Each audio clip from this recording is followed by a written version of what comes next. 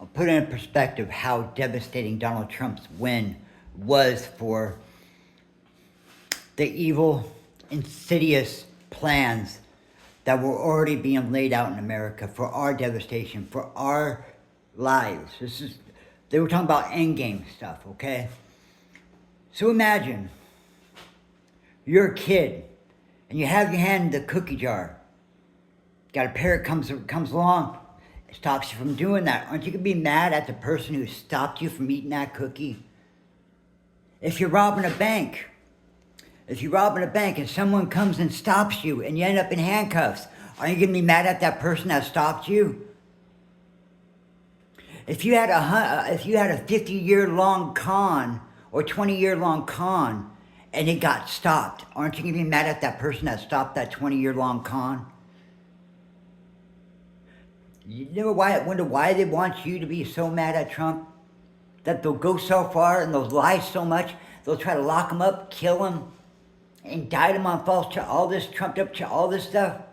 You ever wonder why they went so far and so deep and keep the lie going?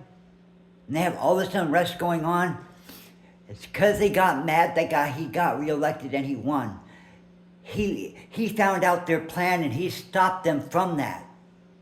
They had a whole destruction of America. They were going to sell off America. It is that real. Hamas, all those, they wanted Kamala Harris to win because they knew they could get away with things. They had a plan. See, Trump knew all along. He knew when he got in office, he stopped their plan. Hence, they're going to be mad at him. They're going to make you think all sorts of bad about him, that what they're doing is evil because he stopped their plan.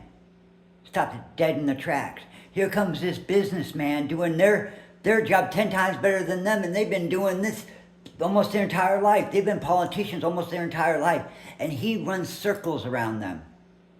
Makes them look bad. Got us prospering, going in the right direction. They wanted us to be subservient. They wanted you to be their slave for the rest of your life. They wanted you to have less than. They wanted you to live subhuman for the rest of your life.